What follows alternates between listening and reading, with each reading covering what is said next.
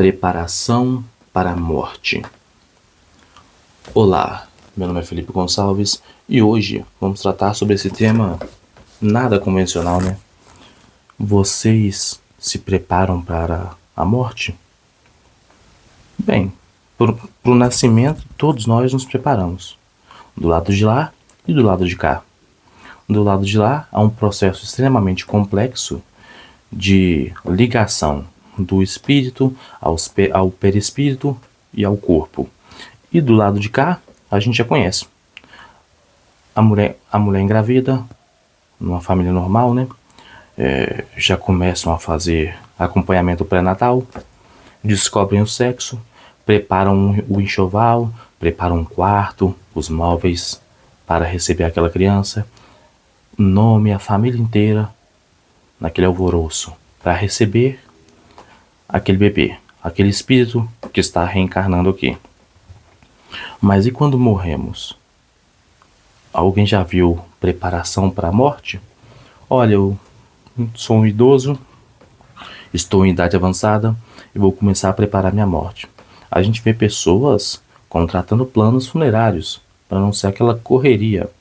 Mas e se preparar espiritualmente para esse evento? Você sabe o que é a morte? A morte existe? A morte não existe? A morte é algo fatal que destrói sua individualidade e seu espírito? Ou a morte é apenas um portal? O nascimento é um portal que te traz para o mundo e a morte é um portal que te devolve para o outro lado. O nascimento te traz do outro lado para cá, a morte te joga do lado de cá para o lado de lá. São dois portais. Por que é que no primeiro portal, o nascimento, há uma grande preparação aqui na Terra? É um evento maravilhoso. Mas por que é que no segundo portal, esse evento que a gente chama de morte, aqui na Terra não tem preparação? Quando a pessoa morreu, é aquela correria. Poucas pessoas realmente compreendem o que é isso. E do lado de lá, sempre há preparação. Sempre vai haver pessoas do lado de lá para te mandar para cá, pelo nascimento, ou para te receber quando você desencarna. Mas você pensou realmente na morte, na sua passagem? Considere que a sua passagem aqui seja um dia. Quando você assistir esse vídeo, pense: no meu próximo dia eu vou planejar o dia todo e vou fazer tudo certinho. E ao final do dia eu vou recapitular todo o meu dia e vou ver se eu estou satisfeito ou não. E quando eu dormir, eu morri. Acordei, renasci para o próximo dia. Nossa vida aqui é como se fosse um dia, que deve ser exatamente assim. Planejamento e construção. E ao final, na terceira idade, contemplação, raciocínio, ver se tudo que eu fiz eu podia ter feito.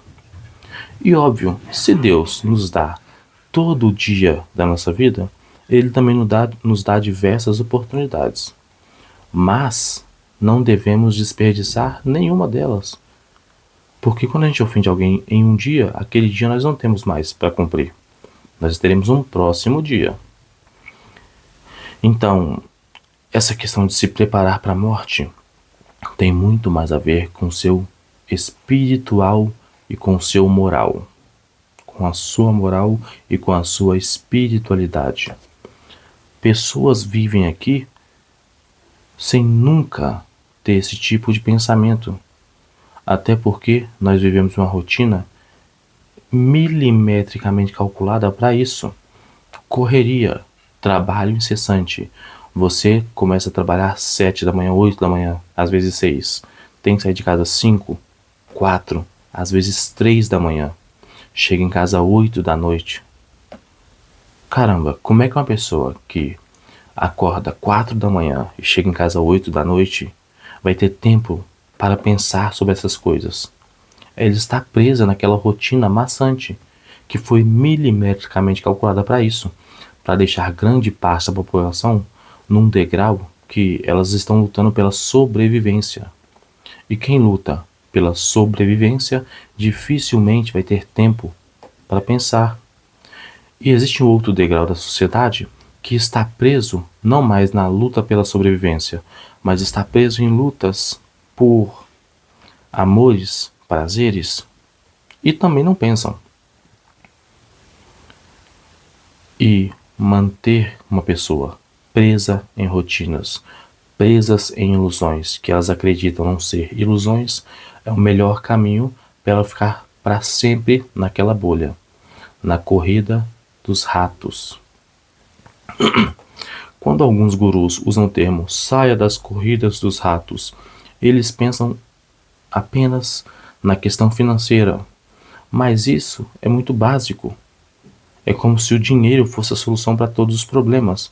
Não estou aqui demonizando o dinheiro, muito pelo contrário, ele é uma ferramenta fundamental, mas tem que ser bem usada e tem que ser colocado no seu devido lugar. Ai, quem fala que dinheiro não traz felicidade, me dá seu dinheiro.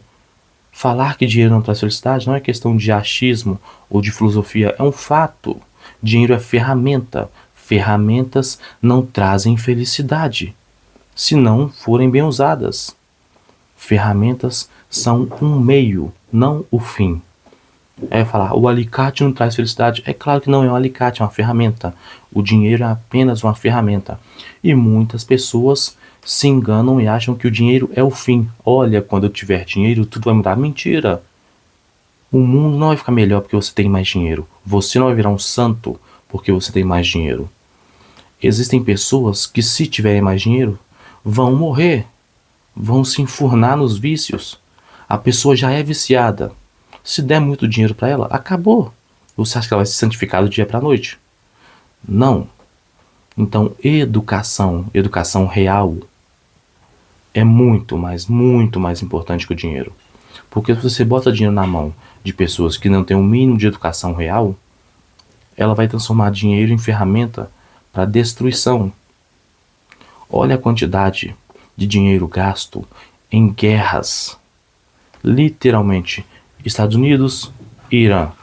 Os caras estão me gastando milhões e milhões e milhões para matarem uns aos outros, enquanto existem irmãos nossos aqui passando fome.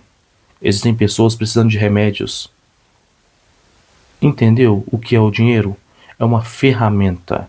É uma ferramenta que, na mão de demônios ou na mão de pessoas trevosas, de espíritos imperfeitos, impuros, vai causar destruição, enquanto na mão de pessoas decentes vai causar construção.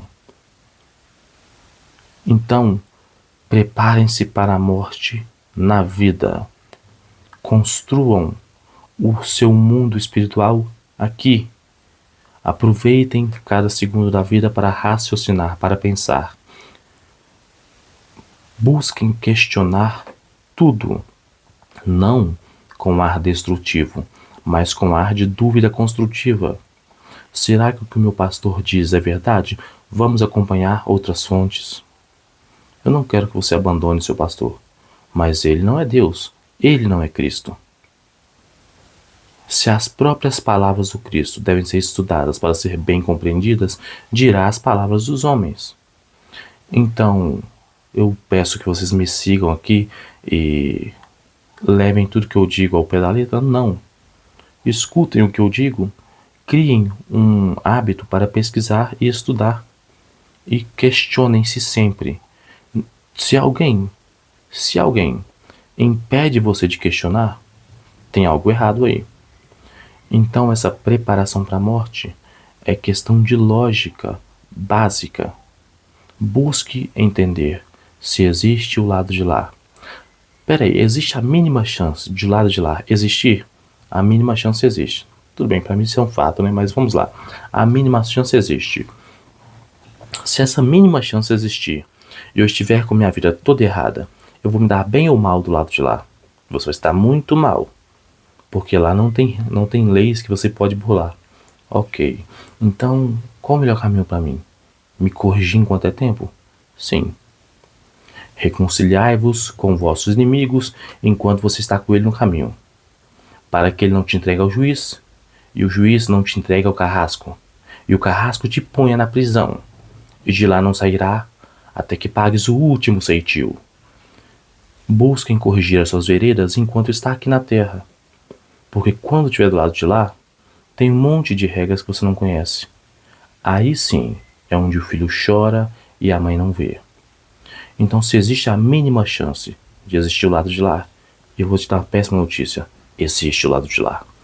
E tudo do lado de lá é milhões de vezes mais potencializado que aqui.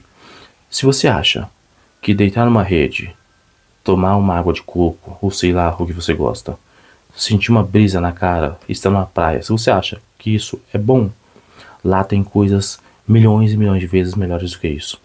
Se você acha que tomar paulada nas costas é ruim, tomar chicotada nas costas é ruim, lá tem milhões de coisas piores.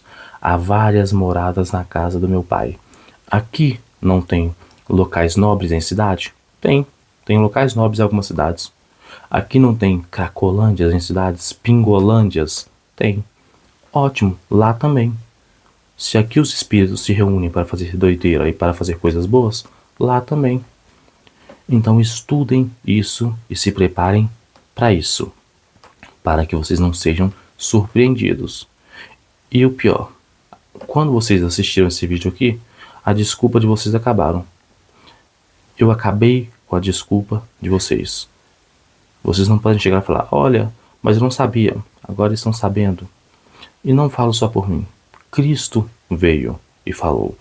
Antecessores do Cristo vieram e falaram. Então, desculpas não existem mais. Só existem responsabilidades.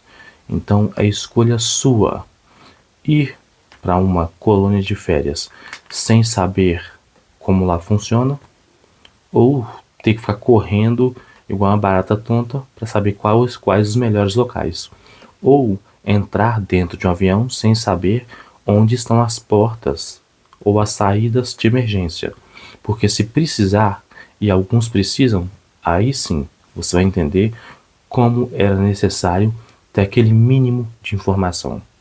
Então esse é o mínimo de informação que vocês precisam. Existe sim a vida após a morte, e em abundância existe sim as trevas, e existe sim a luz e o bem. Para onde você vai? Para uma cracolândia, pingolândia do mundo de lá? Ou para um lugar nobre? Depende das suas condutas aqui, da sua conduta para com você mesmo e para com os seus semelhantes. Então, preparem-se para a morte, porque ela virá, e é melhor você recebê-la com as informações e ações necessárias do que ser surpreendido e ficar sofrendo feito um louco. Que a paz do Senhor seja conosco hoje e sempre. Até breve.